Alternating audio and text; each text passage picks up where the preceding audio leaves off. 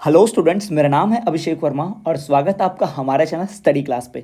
तो स्टूडेंट, जैसा कि आपने थंबनेल में देख लिया है कि ये वीडियो होने वाली है शिक्षा में समावेशी एवं जेंडर मुद्दे के विषय के वस्तुनिष्ठ प्रश्न उत्तरों पे। जी हाँ, इसके सभी महत्वपूर्ण वस्तुनिष्ठ प्रश्न और उत्तर उनके हम जानेंगे। तो चलिए बिना किसी देरी के वीडियो को शुरू करते हैं। लेकिन शुरू करने से पहले एक छोटी सी रिक्वेस्ट की चैनल पर नए हो, चैनल को सब्सक्राइब नहीं किया है तो सब्सक्राइब कर दो यार, और साथ ही साथ बेल नोटिफिकेशन को ऑल पर रखो ताकि कोई भी नोटिफिकेशन मिस ना हो, कोई वीडियो मिस ना हो, सारी जानकारी सबसे पहले एकदम फ्री आप तक पहुंचे। साथ ही साथ अगर वीडियो पसंद आए तो वीडियो को लाइक करके कमेंट जरूर करें और अपने दोस्तों से शेयर करें। प्लेलिस्ट चेक करें, प्लेलिस्ट में आपको सभी विषयों की वीडियो मिल जाएगी। और नोट्स चाहते हैं आप संपूर्ण विषय के, बहुत ही कम पैसे में बहुत कम दाम में आपको नोट्स मिल जाएंगे। दिए गए नंबरों पर ऊपर व्हाट्सअप मैसेज करें। तो चलिए स्टूडेंट, बिना किसी देरी के शुरू करते हैं और बात करते हैं सबसे महत्वपूर्ण वस्तुनिष्ठ प्रश्न उत्तरों की। पहला प्रश्न देखिए, विशिष्ट बालक वह है जो अंतः व्यक्तिगत भिन्नता रखते हुए अन्य सामान्य बालकों से अंतः व्यक्तिगत भिन्न रख सकता है। यह कथन किसका है? तो यह कथन जो है श्रीमती राजकुमारी शर्मा का है। किसका कथन है ये? श्रीमती राजकुमारी जी का। ठीक है। दूसरा, इनमें से किस बालक को बौद्धिक रूप से भिन्न बालकों की श्रेणी में रखा जाएगा? जी हाँ, प्रश्न क्रमांक 2, कौन से बालक को बौद्धिक रूप से भिन्न बालकों की श्रेणी में रखा जाएगा? तो प्रतिभावान बालकों। किसको? प्रतिभावान बालक। अगला देखिए यहाँ पर, समावेशी शिक्षा का आशय उस शिक्षा व्यवस्था है जिसमें सामान्य एवं अक्षम छात्रों को एक साथ शिक्षण प्रदान करते हुए उच्च अधिगम से संबंधित क्रियाओं को सम्मिलित किया जाता है। यह कथन किसका है? तो यह कथन है प्रो एस दुबे जी का। किसका? प्रो एस दुबे का। अगला देखिए, समावेशी शिक्षा का अभिप्राय ऐसे छात्रों की शिक्षा से है जो सामान्य बालकों से भिन्न है और यह शिक्षा उन्हें समझकर तथा अनुकूल वातावरण प्रदान करके सर्वांगीण विकास को प्रेरित करती है। यह कथन किसका है? तो यह कथन है श्रीमती राजकुमारी शर्मा का। मंदबुद्धि या शैक्षिक पिछड़ेपन का प्रमुख कारण क्या है? मंदबुद्धि और शैक्षिक पिछड़ेपन का प्रमुख कारण है भाई वंशानुक्रम। बिल्कुल सही है। निर्धनता, ये भी सही है। शारीरिक कमियां भी सही है। तो जी हाँ, वंशानुक्रम यानी माता पिता अगर मंदबुद्धि हो, माता पिता पढ़े लिखे ना हो तो भी बच्चे भी पढ़ लिख नहीं पाते। शारीरिक शरीर में कोई कमी हो, गरीबी हो, तो ये सारे कारण सही है। तो इसका उत्तर होगा उपरोक्त सभी। अगला देखिए, वंचित होने वाला जीवन की उद्दीपक दशाओं की न्यूनता है। उद्दीपक दशाओं की न्यूनता है, यह कथन किसने दिया है? तो भाई ये गार्डन ने दिया है। किसने? गार्डन ने। अगला, प्रतिभाशाली बालक शारीरिक गठन, सामाजिक अभियोजन, व्यक्तित्व के गुण, विद्यालय की उपलब्धियां, खेल कूद, जानकारियां और रुचियों की बहुरूपता में सामान्य बालकों से बहुत श्रेष्ठ होते हैं। ये कथन किसका है? तो ये कथन है हमारे टर्मन एंड ओडन का। टर्मन तथा ओडन का। जी हाँ। अगला, सृजनात्मकता नई वस्तु का सृजन करने की योग्यता है। सृजनात्मकता जो है वो नई वस्तु का सृजन करने की योग्यता है। यह कथन किसका है? तो यह कथन है जेम्स ड्रेवर ने। किसने कहा? ये जेम्स ड्रेवर ने। अगला देखिए, अधिगम अक्षमता के उपचार की प्रमुख विधि है। जी हाँ, अधिगम अक्षमता के उपचार की प्रमुख विधि है। किस चीज़ की? भाई व्यवहारिक निर्देशन। जी हाँ। कंप्यूटर निर्देशन। जी हाँ। और संज्ञानात्मक व्यवहार परिवर्तन। जी हाँ, ये सब अधिगम अक्षमता के उपचार की प्रमुख विधि। यानी अगर कोई सीख नहीं पाता है तो उसका उपचार जो है ऐसे किया जा सकता है। तो तीनों कारण सही है, तो हम बोलेंगे उपरोक्त सभी। ठीक, बढ़ते अगले प्रश्न की ओर। अगला प्रश्न, पठन अयोग्यता के प्रमुख कारण क्या है? जो पठन अयोग्यता है, कोई पढ़ने में अयोग्य, पढ़ नहीं पाता तो क्या कारण होता है? या तो उसे बोलने में कठिनाई होती है, हकलाता है। सुनने में श्रवण दोष है, तब भी नहीं बोल पाएगा। और वो ध्यान नहीं देगा, तब भी नहीं बोल पाएगा। तो सही कारण ये पूरे सभी, उपरोक्त सभी है ना। इन सभी की वजह से कोई पढ़ लिख नहीं पाता ढंग से। चलिए बढ़ते हैं अब रिक्त स्थानों की तरफ। तो बात करते हैं रिक्त स्थानों की। तो पहला, किस शिक्षा का अर्थ उस शिक्षा व्यवस्था संबंधित है जिसमें सामान्य छात्र एवं अक्षम छात्र एक ही कक्षा में एक दूसरे को सम्मिलित करके अध्ययन करते हैं? जी हाँ, वो किस शिक्षा का नाम है? समावेशी शिक्षा का। जी हाँ, याद रखिएगा, समावेशी शिक्षा में ही एक ऐसा बच्चा जो होशियार है, ऐसा बच्चा जो सामान्य छात्र, ऐसा बच्चा जो थोड़ा सा मंदबुद्धि का है, सब एक साथ मिलकर पढ़ेंगे, इसे कहते हैं समावेशी शिक्षा। कोठारी आयोग की स्थापना किसने की? डॉक्टर डी एस कोठारी ने। जी हाँ, डी एस कोठारी, याद रखिएगा, डॉक्टर कोठारी आयोग की जो ये है स्थापना कोठारी डी एस कोठारी जी ने की। इस बात को ध्यान रखिए, बहुत महत्वपूर्ण है, डी एस कोठारी। ठीक है, बढ़ते हैं अगले प्रश्न की ओर।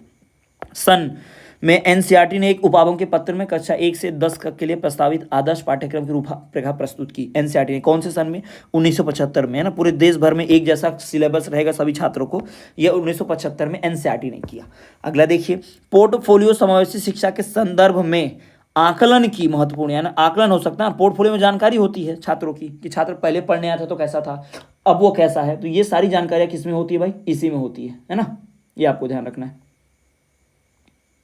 ठीक, चलिए आगे बढ़िए। समावेशी विद्यालयों में किसे स्वीकार किया जाता है? भाई विविधता को। समावेशी विद्यालय में विविधता, जी हाँ, विविधता को स्वीकार किया जाता है। समावेशी विद्यालय में विविधता को स्वीकार किया जाता है।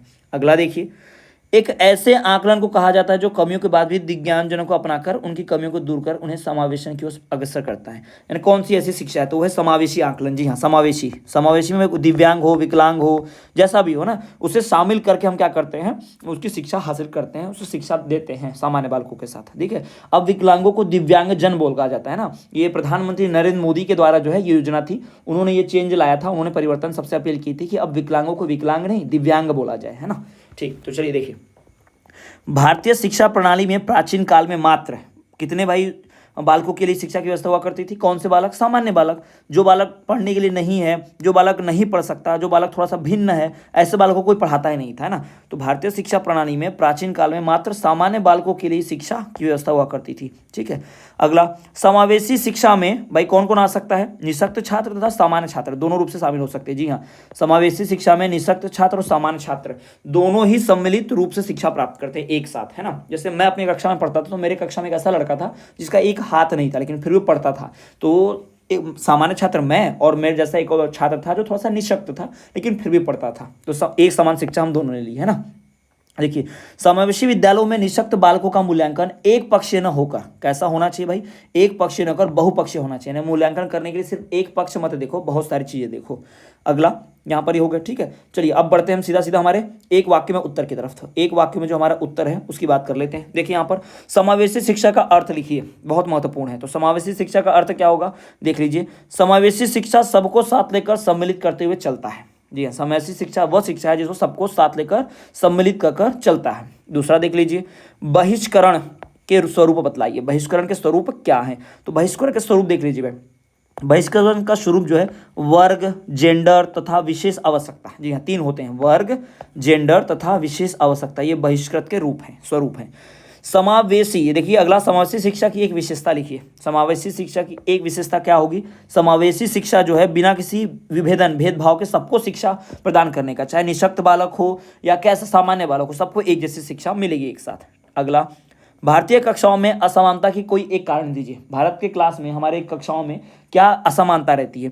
पहली असमानता भाई देख लीजिए आप क्या रहेगी। पहली असमानता ये होगी कि प्रांतीय आवश्यकताएं जो हैं वो भारतीय कक्षाओं में विविधता का प्रमुख कारण है। प्रांतीय आवश्यकता, किसी प्रांत में कुछ अलग आवश्यकता है बच्चों को सिखाने की, किसी प्रांत में, किसी क्षेत्र में किसी और तरह का ज्ञान देने की जरूरत है ना। इसी वजह से भेदभाव रहता है, बदलाव रहता है। अगला देखिए, समावेशी शिक्षा का कोई एक लाभ बताइए। अभी हमने पढ़ाई समावेशी शिक्षा का एक लाभ हमने पढ़ा, है ना। इसका लाभ क्या है भाई? सभी लोग इसमें पढ़ सकते हैं। समावेशी शिक्षा में क्या होगा भाई? बालकों को व्यक्तिगत विकास तथा उनके उच्च शैक्षिक निष्पादन के लिए उपयोगी है ना। ये देख लेंगे। अगला देखिए, समावेशी शिक्षा के मूल्यांकन की कोई तीन विधियों के नाम लिखाइए। कैसे मूल्यांकन होगा समावेशी शिक्षा का? भाई समावेशी शिक्षा का मूल्यांकन करने के लिए मौखिक परीक्षण करना पड़ेगा, अवलोकन करना पड़ेगा, लिखित परीक्षण करना पड़ेगा, है ना। ये तीन चीजें करेंगे तब जाके समावेशी शिक्षा होगी। अगला देख लीजिए यहाँ पर, अगला है असमानता का अर्थ लिखिए। असमानता का मतलब क्या है? असमानता का क्या मतलब है? तो असमानता का अर्थ होता है व्यक्तियों के साथ व्यवहार के एक रूपता का न होना, असमानता है ना। एक जैसा व्यवहार न करना सभी व्यक्तियों के साथ, यह असमानता है। चलिए बढ़ते हैं अगले वस्तुनिष्ठ प्रश्नों की तरफ। अगली इकाई का देख लेते हैं हम। यहाँ पर सबसे महत्वपूर्ण प्रश्न उत्तर है यहाँ पर भी। पहला, बालक जिनको संप्रेषण की समस्या होती है उनका स्वर या वाणी अन्य समान बालकों से भिन्न प्रकार की होती है। वह स्वयं भी सजग होता है, फिर वो अपनी बातें कहने में असमर्थ है, उसकी वाणी मधुर नहीं थी। यह कथन किसका है? ये जो कथन है किसने दिया भाई? तो ये कथन दिया है राइपर का। किसका कथन है ये? राइपर का। अगला देख लीजिए यहाँ पर, वंचित होना बाल्य जीवन की उद्दीपक दिशाओं की न्यूनता है। उद्दीपक दशाओं की न्यूनता है भाई, ये किसका कथन है? ये कथन है हमारे गार्डन जी का। मैंने पहले ही बताया, उद्दीपक दशाओं की न्यूनता, उद्दीपक दशाओं की न्यूनता बोल दिया तो समझ जाना गार्डन, समझ जाना गार्डन, है ना। ऐसा ध्यान रखो ट्रिक से। अगला, ऐसे बालक अधिकतर 96% अनुशासित होते हैं। 96% डिसिप्लिन होता है किन बालकों में भाई? ये होता है उन बालकों में जो प्रतिभाशाली होते हैं ना, उन्हें बताना नहीं पड़ता, होशियार बच्चे जिनमें प्रतिभा होती है, खुद से ही डिसिप्लिन होते हैं, समय पर अपना कार्य कर लेते हैं। महिलाओं से भेदभाव का प्रमुख कारण क्या है? हमारे समाज में महिलाओं से जो भेदभाव होता है उसका सबसे प्रमुख कारण क्या है? पुरुष प्रधान समाज भारत है, सामाजिक परंपराएं हैं, नारी की छोटी सोच, संकीर्ण सोच, हाँ ये भी है। यानी महिलाएं खुद ही सोचती हैं कि पुरुषों से नीचे हैं। पुरुष जो है हमेशा घर में फैसले लेता है, समाज में अपनी प्रधानता रखता है, और समाज में परंपराएं हैं कि महिलाएं घर का काम करेंगी, घूंघट में रहेंगी, बुर्के में रहेंगी, ऐसा रहता है। तो सही कारण है उपरोक्त सभी। अगला देखिए, जेंडर सशक्तिकरण का प्रमुख संकेतक क्या है? जेंडर सशक्तिकरण का प्रमुख संकेत क्या है? तो वो है भाई उपरोक्त सभी। यहाँ पर देख लो, आरक्षण में भी जेंडर देखने मिलता है, विकास में भी, शिक्षा में भी, सब जगह जेंडर। तो ये इसका उत्तर सही है, उपरोक्त सभी। अगला, पिता की मृत्यु के बाद पुत्र वारिस होता है, ये प्रतीक जो है किस चीज का है? ये किस चीज का प्रतीक है भाई? पुरुष प्रधान समाज का। जी हाँ, हमारे समाज में पुरुष को ही मान्यता मिलती है, बेटी को क्यों नहीं मिलती पिताजी की प्रॉपर्टी? लड़की को ही लड़के को ही मिलती है। तो ये हमारे पुरुष प्रधान समाज की एक परंपरा है, सोच है। आगे देखिए, आगे हमारा देख ले भाई, जेंडर कितने प्रकार के होते हैं। अगला हमारा सवाल जो है कि जेंडर कितने प्रकार के होते हैं। तो जेंडर होते हैं भाई 3 प्रकार के। कितने प्रकार के? 3। एक होता है भाई ऐसा जो मेल पुरुष, दूसरा होता है फीमेल, और थर्ड जो होता है ट्रांसजेंडर, जिन्हें हम टीजी ट्रांसजेंडर कहते हैं ना, ये ध्यान रखेंगे आप। तीसरा भाई देखिए, यहाँ पर देख सकते हो जेंडर की चर्चा की जाती है। जेंडर की चर्चा कैसे की जाती है? तो जेंडर की चर्चा की जाती है कि भाई स्त्री और पुरुष शिक्षा जो है समानता लाने के लिए, यानी सब लोग समान आ जाए, पुरुष भी समान रहे, महिला भी समान रहे, इसलिए हम जेंडर शिक्षा की बात करते हैं, लड़का लड़की में भेदभाव की बात नहीं करते। अगला देखिए, शालाओं में जेंडर का प्रतिलंबन किया जाता है। शाला में, स्कूल में जो जेंडर का प्रतिलिंबन किया जाता है, कैसे किया जाता है? ताकि बालक जो है, बालिकाएं जो है शिक्षा दें, यानी स्कूल में इसलिए बढ़ावा दिया जाता है जेंडर को, क्योंकि वहाँ पे बालिकाएं भी, ज़्यादा से ज़्यादा बालिकाएं वहाँ पढ़ने पर आए स्कूल में, वरना माँ बाप पढ़ने नहीं भेजते। अगला देखिए, निम्नलिखित में से पुल्लिंग कौन सा है? यहाँ पे क्या पुल्लिंग है? राधा तो भाई स्त्रीलिंग है, सीता भी लड़की का नाम है, श्यामा भी लड़की का नाम है, कमलकांत लड़के का नाम है ना। तो सही उत्तर क्या होगा? कमलकांत। जी हाँ, याद रखिए, सही उत्तर होगा कमलकांत। ठीक, सभी समझ गए होंगे, सबको पता होगा, आसान सा सवाल था। इसके बाद आरसीआई की स्थापना कब की गई थी? भाई आरसीआई की स्थापना की गई थी सर 1992 में। निःशक्तजन व्यक्ति अधिनियम 1995 में कुल कितने अध्याय हैं? तो भाई इसमें अध्याय हैं कुल 14, रट लीजिए। निःशक्त व्यक्ति अधिनियम की रूपरेखा की आधारशिला रखी गई, भाई कब रखी गई, कहाँ पर रखी गई? तो ये आधारशिला रखी गई पेंचिंग में। कहाँ पर रखी गई आधारशिला? पेंचिंग में रखी गई। जी हाँ। अगला देखिए, शाला में क्या आवश्यक है? भाई शाला में क्या आवश्यक है? शौचालय, बिजली, पीने का पानी, भाई तीनों चाहिए, स्कूल चलेगा कैसे, है ना, तीनों चाहिए, उपयुक्त सभी। अगला, शाला की प्रभावशीलता को बढ़ा सकता है, क्या बढ़ा सकता है शाला की प्रभावशीलता को? भाई प्रयोगशाला रहेगा, खेल का मैदान रहेगा, पुस्तकालय, तीनों रहेंगे ना, तो कोई भी स्कूल को और अच्छा बना देगा, स्कूल में सब पढ़ना चाहेंगे। ठीक, बढ़ते हैं अगले रिक्त स्थानों की तरफ, देख लीजिए आप भाई। तो रिक्त स्थान यहाँ पर हमारे जो हैं उनकी तरफ बढ़ लेते हैं। पहला देखिए, वंचित होना बाल्य जीवन की उद्दीपक दिशाओं की न्यूनता है, किसका है? गार्डन। भाई याद हो गया, अब तो रट गया होगा ना, गार्डन का काम है ये। आरसीआई की स्थापना कब हुई थी? अब भी हमने जस्ट पढ़ा, आरसीआई की स्थापना 1992 में हुई थी। एक तरह से रिवीजन हो रहा आपका। वर्तमान संविधान के किस संशोधन से 6 से 14 वर्ष के बालकों को निःशुल्क शिक्षा का प्रावधान है? जी हाँ, संशोधन 93 संशोधन कौन सा है? 93, है ना, ये ध्यान रखेंगे। अगला देखिए भाई कि विकलांगजन अधिनियम सन कौन से सन में पारित हुआ था? ये पारित हुआ सन 1995 में, 1995 में। कौन से सन में? विकलांगजन अधिनियम 1995 में पारित हुआ। ठीक, बढ़ते हैं अगले क्वेश्चन की तरफ। अगला देख लीजिए भाई, अगला हमारे जो सवाल होंगे उनकी बात करते हैं। ठीक, तो ये देखिए यहाँ पर हमारे बहुत सारे प्रश्न ऐसे भी हैं। देखिए, मूलभूतक संज्ञात्मक, जी हाँ, मूलभूत संज्ञात्मक असमर्थताओं पर आधारित होती है, जिनका उद्गम प्राचार संचरात्मक होता है। किसने बोला? ये गार्डन ने बोला है। किसने बोला भाई? गार्डन। ठीक है, गार्डन को ध्यान रखिएगा, किसने बोला? ये गार्डन जी ने बोला है हमारे। ठीक है, गार्डन ने तो भाई उद्दीपक न्यूनता भी बताया, याद रखिएगा। ठीक है, किसका संबंध गणित अधिगम तथा गणित संबंधित प्रश्नों को हल करने से समर्थता से है? किस चीज़ का संबंध भाई? तो ये संबंध जो है, माफ़ कीजिएगा, ये मैं एक सवाल यहाँ पर मैंने गलत बताया आपको। ये सवाल क्या होगा यहाँ पर? ये जो हमारा सवाल था कि मूलभूत संज्ञानात्मक असमर्थताओं पर आधारित होती है, जिसका उद्गम प्राय संचारात्मक होता है। कौन सी समस्या? ये डिसलेक्सिया। जी हाँ, डिसलेक्सिया बीमारी का नाम है, डिसलेक्सिया बीमारी का नाम है। अगर आपने पिक्चर देखी होगी तारे जमीन पर, आमिर खान की, उसमें एक लड़का होता है जिसपे ईशान नाम रहता है, जिसमें शब्दों की बीमारी होती है ना, शब्दों को सही ढंग से समझ नहीं पाते, इस बीमारी को डिसलेक्सिया बोलते हैं ना, ये बीमारी उसे ही होती है।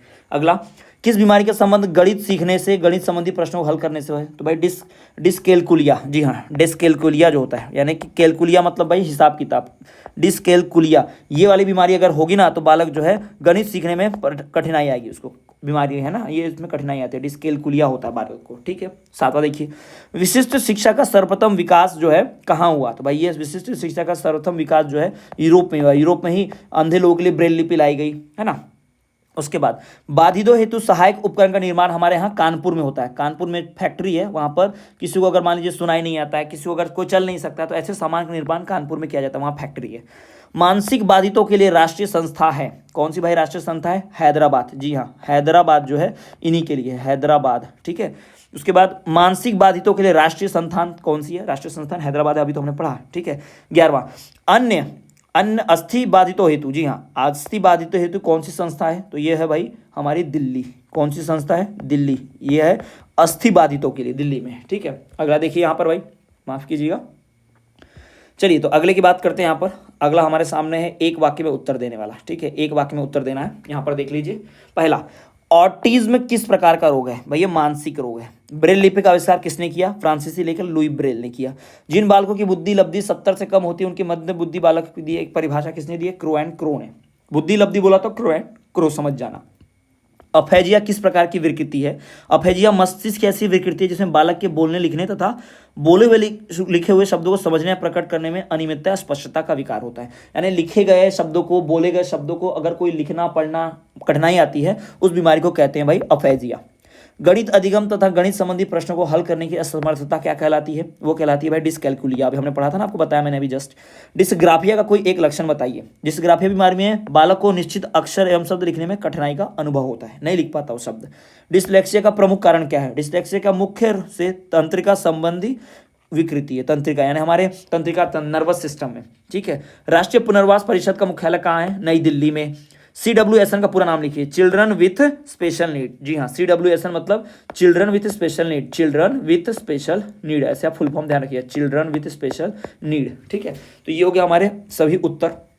इसके बाद बढ़ते हैं अन्य महत्वपूर्ण तीसरी इकाई के ऊपर, जो इसके महत्वपूर्ण प्रश्न उत्तर हैं, उनकी बात कर लेते हैं। देख लिया यहाँ पर सबसे महत्वपूर्ण जो है, पहला, शिक्षक नीति निर्धारण के लिए क्या आवश्यक है? भाई सभी आवश्यक, इसमें तालमेल, स्थानीय आवश्यकता की पूर्ति, तारतम्यता, समरूपता, है ना। सही उत्तर होगा उपरोक्त सभी।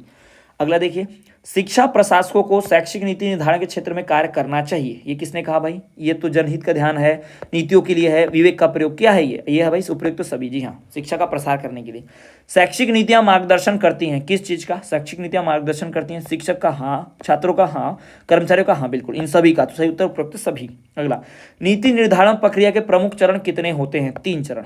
शाला की शैक्षिक नीतियों में आस्था होनी चाहिए किसे? शिक्षकों की, कर्मचारियों की, बालकों की, सब सपोर्ट करने चाहिए, सभी के लिए नियम है। अगला, शिक्षक नीतियों का निर्धारण करते समय ध्यान रखा जाना आवश्यक है किस बात का भाई? सामाजिक मूल्यों का, सामाजिक मान्यताओं का या सामाजिक परंपराओं का? सभी का। जी हाँ, इन सबको ध्यान रखना है। शाला में विरोधाभास होने पर शैक्षणिक नीतियों को, शाला में अगर पढ़ाई की बात को किसी कोई बदल रहा है, उसे कोई अपोज विरोध कर रहा है, तो क्या करेंगे? विरोधाभास अगर नीति होगी तो हमें क्या करना पड़ेगा भाई? बदल दिया जाएगा, है ना, बदल दिया जाना चाहिए शैक्षिक नीति को। शाला की शैक्षिक नीतियों का तालमेल होना चाहिए किससे होना चाहिए भाई? ये तालमेल होना चाहिए समाज से, देश के कानून से, आर्थिक परिस्थितियों से, सभी से। जी हाँ, उपरोक्त तो सभी से। शैक्षिक नीति निर्धारित करते समय क्या आवश्यक है? शैक्षिक नीति निर्धारित समय आवश्यक क्या है भाई? तथ्यों की जानकारी बिल्कुल होना ही चाहिए। शाला के स्रोत की जानकारी, शाला को पैसा कहाँ से आ रहा है ये भी होना चाहिए। शाला की प्रगति, है ना, कितना रिजल्ट आया ये भी। तो सभी कारण रिस्पॉन्सिबल हैं शैक्षिक नीति बनाते वक्त, है ना। शाला की नीति निर्धारण से पूर्व आवश्यक है, यानी शाला का नीति निर्धारण करने से पहले सबसे जरूरी क्या है? हमारे लिए सबसे जरूरी है भाई शाला से संबंधित मूल्य तथा मान्यताओं पर विचार करना, बिल्कुल सही। शाला से संबंधित घटनाओं, कार्यप्रणालियों पर विचार करना। शाला की आवश्यकता, उद्देश्यों पर, उपयुक्त सभी पर, सभी पर। सही उत्तर क्या होगा? उपयुक्त सभी पर। ठीक, बढ़ते हैं आगे। देखिए, रिक्त स्थानों की पूर्ति की बात करते हैं। देखिए यहाँ पर पहला आपके सामने यहाँ पर दिया हुआ कि मनुष्य एक कैसा प्राणी है भाई? सामाजिक प्राणी है। मनुष्य एक सामाजिक प्राणी है। भारतीय शास्त्रों में नारी की पूजा का विधान है, और हमारे यहाँ औरतों को, महिलाओं को, बालकों के साथ अपराध होते हैं। बच्चियों को पैदा होते ही, कोख में पैदा होने से पहले ही कोख में मार दिया जाता है। तो ये हमारे यहाँ बहुत सारी गलत बातें हैं।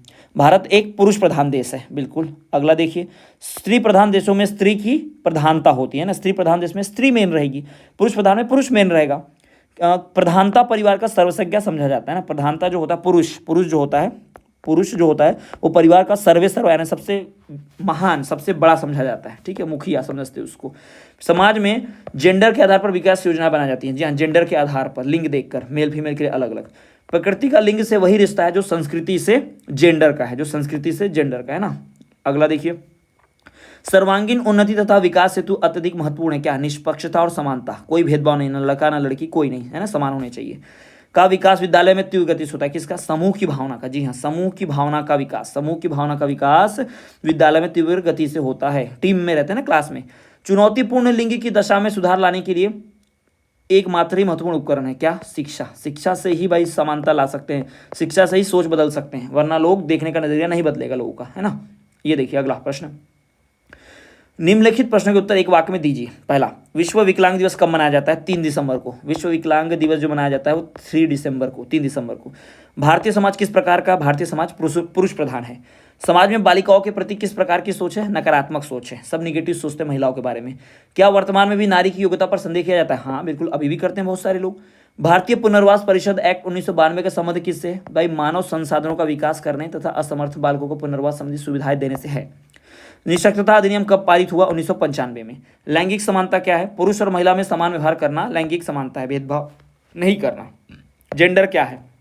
जेंडर शब्द का अर्थ महिला व पुरुष दोनों की सामाजिक व सांस्कृतिक स्थिति से, है ना, दोनों की सामाजिक और सांस्कृतिक स्थिति से। तो स्टूडेंट्स ये हो गए सारे महत्वपूर्ण प्रश्न उत्तर जो मैंने आपको बता दिए, है ना। इन सभी महत्वपूर्ण प्रश्न उत्तरों को आपको सॉल्व करना है, यही प्रश्न उत्तर आपको परीक्षा में आएंगे। तो चलिए स्टूडेंट, मिलते हैं आपसे अगली वीडियो में, तब तक के लिए देखते रहिए हमारा चैनल स्टडी क्लास।